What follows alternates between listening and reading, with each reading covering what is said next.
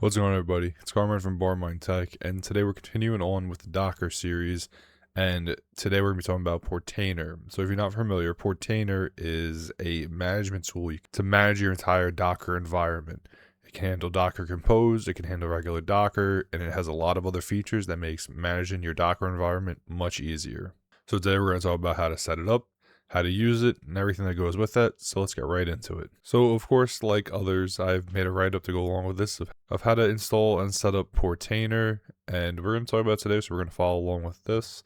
So what I'm going to do is I'm going to set up my screen so we have my terminal into my Docker machine, and then we're going to have this up, and then we're going to start working. So I know I talked about Portainer a little bit, but pretty much it's another Docker container that you can install, and what it does, it gives you a web GUI that can manage all of your Docker environment, from networking to storage to containers to everything else that goes along with it.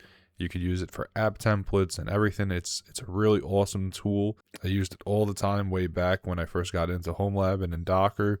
This was huge for the Pi self-hosted series. If you remember when Nova Spirit Tech did that, it just pretty much makes running a Docker environment super easy.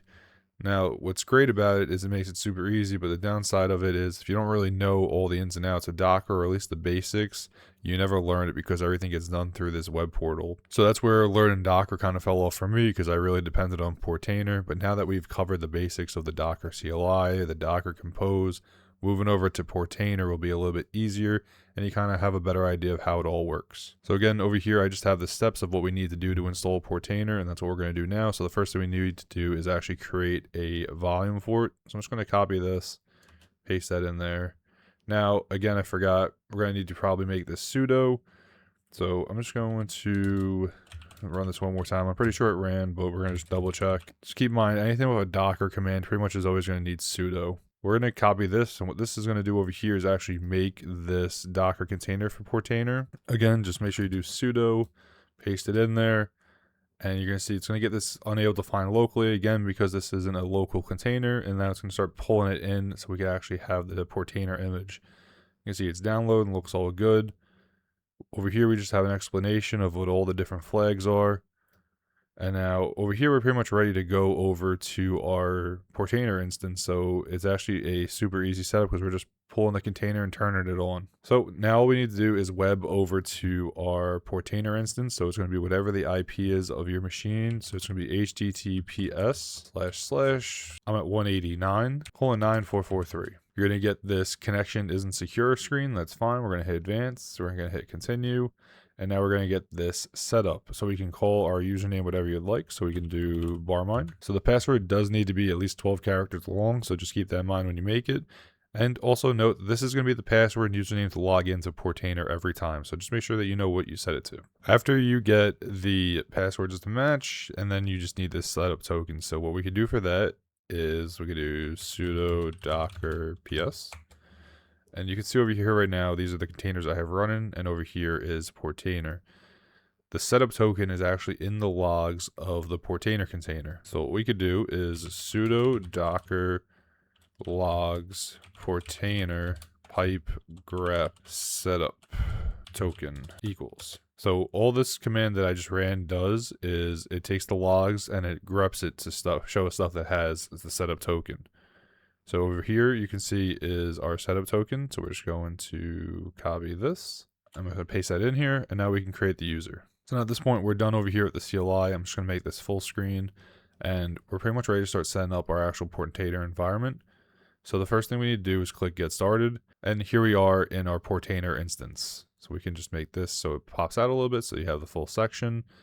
Now, there's a lot to see in here, and the first thing we're going to do is come over here to environment related environments and click on local, and you can see over here it has public IP and it's blank. So we're just going to set this to whatever the host IP is of the machine.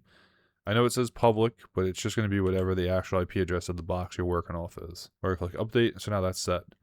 What that does is when you actually open up the Docker containers in Portainer, it'll actually autofill the IP instead of putting it as all zeros. It's just to make stuff a little bit easier down the road. So now we can start to actually go through everything that you can do in here and what everything does. So on the left, we have this ribbon that has a bunch of different settings and places we can go to. So we're not going to worry about this just yet, but the first thing we're going to do is come over here and click on local. Now what this does is it actually brings us to the local Docker environment. You can actually connect multiple Docker environments to a Portainer instance. So if you do have Docker and Portainer running on multiple hosts, you can bring them all together and manage them in one and jump between. We're not going to do that in this video, but we can manage our local environments. And now you can see that the left ribbon changed a little bit. The first thing we're going to do is come over here and click on containers. And if you do notice, we have our containers that we actually already have been working on in here. We have our Uptime Kuma, we have our Pi-hole, and then we have our Portainer container. You're always going to want to make sure that you don't stop or turn off the Portainer container, because if you do, then it's not going to have the web GUI, and you're going to have to go back into the CLI and turn it back on. You can see over here we have Pi-hole, Uptime Kuma, and if you remember, we set that IP address, so when we click over here, it actually brings us over to the container properly. So just to break down what we have currently, we have our containers, the status of what they're running as. We have some options over here, like we could view logs if we need. So if you're trying to troubleshoot something and you don't want to look through the logs in the CLI, you could do it over here. We have what stack it's using, its image, when we created it, and then we have the network off the Docker environment in here, what ports it's using, and we could actually click on the ports to bring us to the container as we saw before. We can click into the container, and here we could actually see it more granular, and we can change stuff as we need. So we can click on duplicate and edit. And in here, we can actually start to modify a lot of those settings that we have set up already. So if you need to change ports or you need to map more, you could do so in here. There are different settings in here, like volumes for storage, network, and environment's going to be a really common one if you ever need to change certain environmental values in Docker containers, which will happen. You'll see sometimes you need to configure certain stuff, like for what we're going to work on in a little bit. Over here is the restart policy, and I know it's kind of small, we can't really see, but it's just how the screen is showing it. So we can set that up over here, and there's a couple more options. So we can come back to home, click into local, containers, and we have access again. Again, we can click through logs, and you can see how it's going to auto refresh eventually, but it has all these logs so you can troubleshoot stuff's going on. So like I mentioned, there are stacks, and we can actually click into them if we need. So over here, when you start running containers that have multiple services that are needed for them, this is where you'll kind of start to see stuff like that. So you can click in here, and let's say Uptime Kuma had multiple things that went along with it. You would see all the containers that tie into that stack for Uptime Kuma or whatever it might be. We can click over here on the left and go to our images, and now you can see over here there are all of our images that we either have pulled down or used or whatever it might be. And there are some other ones that you can see I'm not using, so it tells us. What's nice about this is when it's not used, it'll tell you, and you can come over here and you can free up space by removing them, and it'll delete it straight from your Docker host, and it'll do all the work for you because you're doing it right here through the GUI in Portainer. So it took a second, but you can see over here now it popped up in the top right saying that it removed them, and if we look over here, it's all removed, so it does free up some space. And here you could also change which registry if you want to use. I only have the one, so we can't do anything much there. But what you can do is you can just pull down images if you need. So if there's a specific image you're looking for, you can actually pull it through so you can deploy it later on if you need. We have networks. This is something that I don't typically mess with too much, just because Docker networking can be very confusing. Usually I just kind of let it work how it works. But if you need to adjust networks or you need to add anything, you could do so in here. But this is how we would mostly use our Portainer instance to manage our Docker environment. Now, another thing that's nice about Portainer is there are templates. So by default, they are going to give you this template. And you can, of course, go out and you can find plenty more to use if you'd like. One that I always used is Pi Self-Hosted. This was my buddy Don's. And currently it is still being managed, I believe, by the community. At least our middle still working on it. So it does still have a decent amount of stuff in here. They actually have the whole setup of Portainer and Docker. But if you are interested, they do have the template you can use. So over here would be like AMD 64, and you could use the template. So let's say I want to use this template. I'm just going to copy this link. And if we scroll all the way down to settings, we go to general.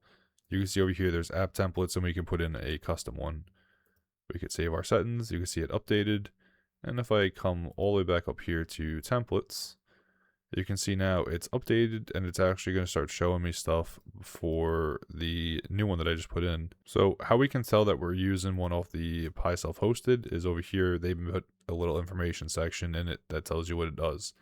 Now, the benefit of using a app template is you get one that may have different apps that may not normally be available on the default one, or you can have one that is a app template that somebody tested and make sure everything works. I can't fully speak on how well this one is still maintained. I do know that in the past it was, and they worked constantly to keep it up to date. One thing I did just notice over here, if you are running the latest version of Portainer, you're going to need a different app template. So let's just copy this link.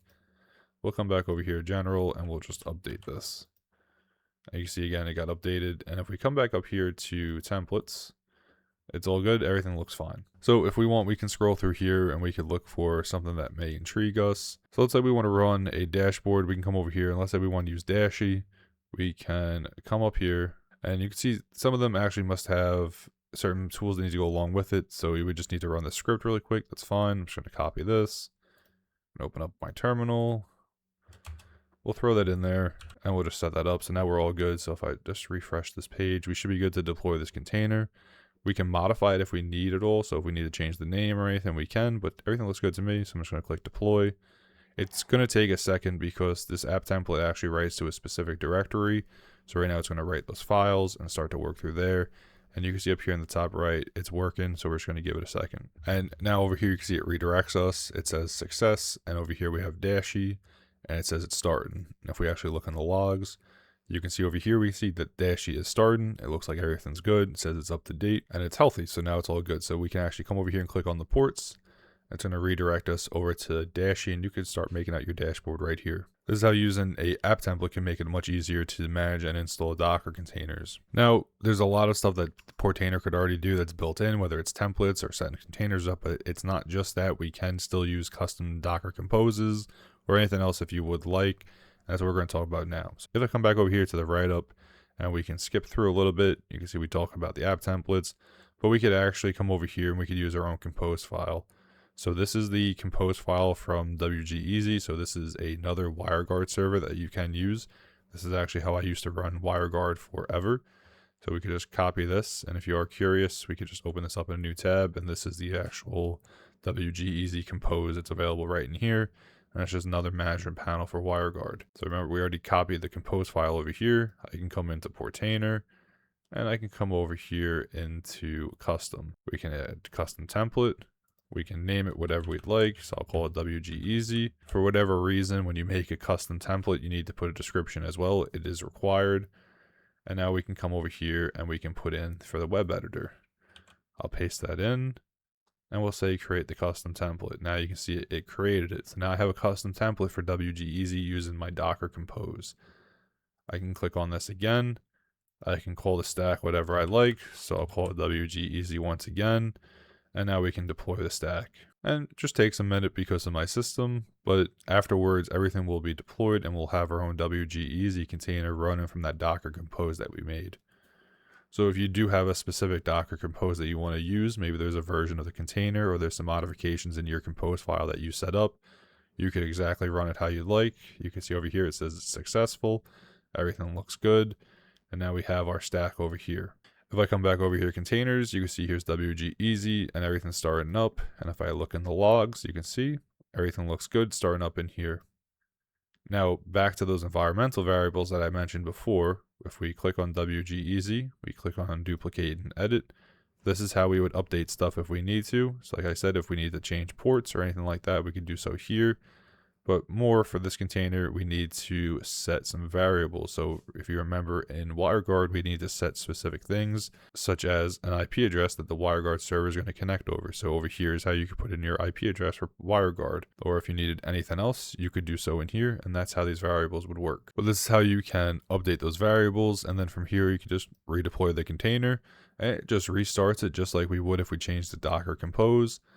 And you see it takes a second, but it works. And now you can see everything's successful, all good. And it's probably not going to load yet. Oh, there it goes. It actually did load it. It started up enough. Sometimes this starting state or this little notification over here isn't always fully accurate. It might be already up or whatever.